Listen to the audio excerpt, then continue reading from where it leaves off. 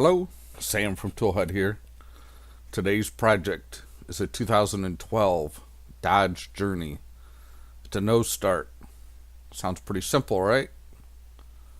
Stay tuned.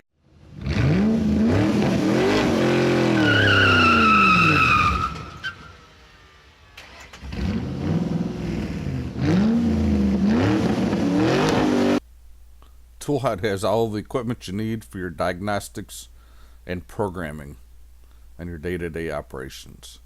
We carry OE scan tools, aftermarket scan tools, scopes, just about everything you need for drivability.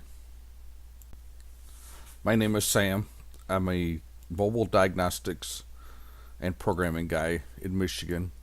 I call on auto repair shops and I help them with their day-to-day operations of programming and diagnostic stuff that they can't handle.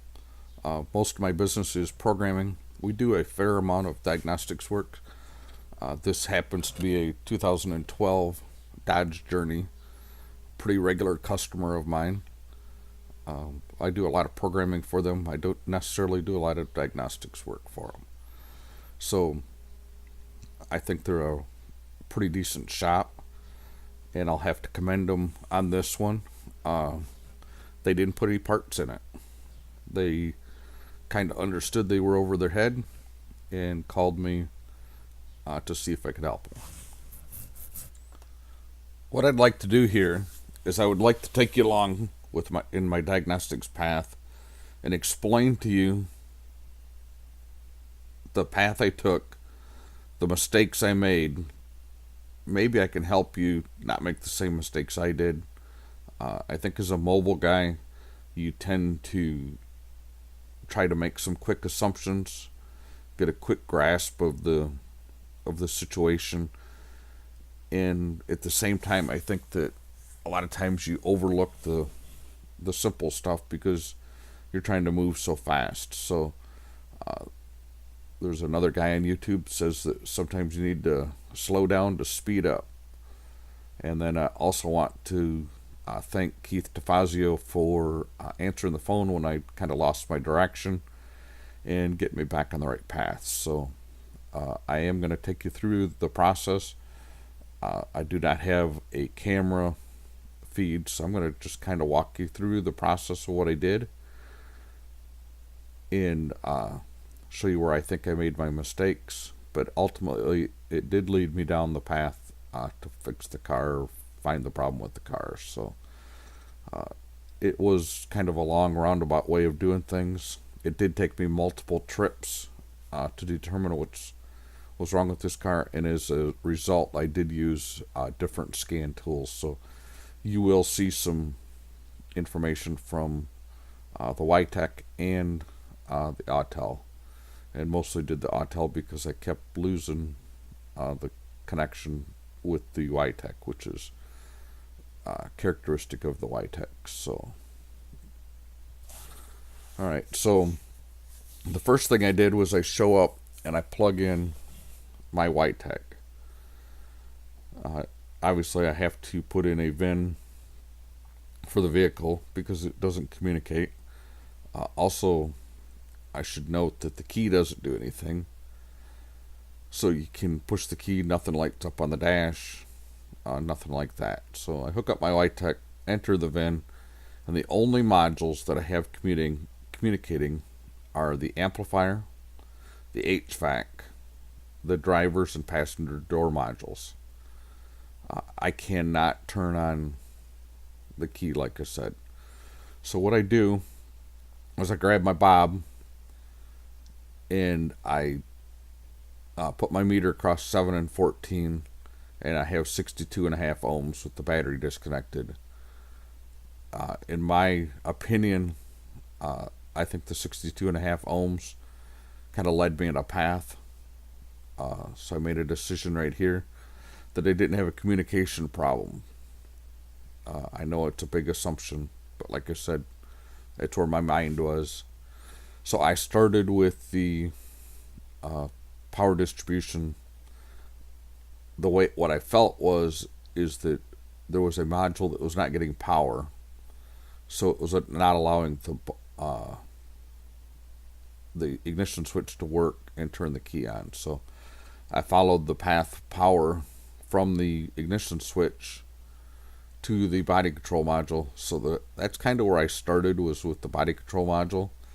And when I had power and ground at the body control module, we all know that the module needs three things for it to work. It needs power, ground, and the ability to communicate. So I have determined I had power and ground, so I plugged in my scope to 7 and 14, and this is kind of where the light bulb went off for me. So I knew I had a communication problem at this point. So here is my Pico file. This is what I saw on 7 and 14. Now I will tell you also that I was convinced, because of the way this looked, that I had a problem with my tool. So I plugged it into 3 and 11, and it was exactly what I was expecting to see on 3 and 11. So if you're not familiar with the star connectors on the Chryslers, here's a couple pictures of them. They are pulled loose. This car came from a used car dealer, so I have no idea why these are pulled loose, but we're going to work with them the way they are. So I start with unplugging connectors from the star connector, and I'll be honest with you, this is where I made another mistake. I had my YTEC hooked up here in the beginning, and then ultimately, and what I was trying to do was gain communication with the module. So I would unplug one of the wires on the star connector, and I was waiting for communication to be established. And I will tell you that ultimately I ended up doing this test again with the Pico, and I saw immediate results, and I would have really speeded up my process and got me on the right path if I'd have stuck with my Picos. So here's a file of the Pico showing you what I found after I unplugged the connector that goes to the rear star connector. So I'm in the front star connector, and I have to unplug the wire going to the rear star connector, and my screen cleans up completely with the Pico. And at this point, I refresh the data on the Autel, and again I have more modules communicating. I obviously don't have everything communicating because the ignition won't turn on and power up all the modules. You also have to understand the only thing I'm looking for here is progress. So I've got some more modules. The dash lights up. I can get my mileage off the vehicle now. It is a vehicle that's got an extended warranty as well, so they needed the mileage to get authorization to work on the vehicle. So once I've determined that the problem's in the rear star connector, I get the rear star connector unhooked, and so now we have to figure out which module it is on the rear star. So unplugging the connectors on the rear star, I determine that the problem is in the RFH, the rear frequency hub. Not a real big surprise here. These are kind of problematic. So I go open the rear hatch. I'm going to locate the rear frequency hub, and this is what I see at the hinge connection here. So this is my wire connection that I see. I immediately remove the interior so I can unplug the connector going to the rear hatch. I plug my RFH connection back into my rear star, and nothing changes. So I've got the rear hatch unplugged, so I kind of rule out the rear hatch being a problem. And so now I'm going after this RFH. So I find the RFH, I unplug the RFH hub module, and again nothing changes. I can unplug the connector at the rear star going to the RFH, and I can see that my pattern improves drastically and I regain some communication. So it's obviously not the module. It's a wiring problem between the star connector and the RFH. So the interior continues to come apart, and this is the mess that I find back here. I believe that it was started. The whole problem started with a bad repair at the lift gate.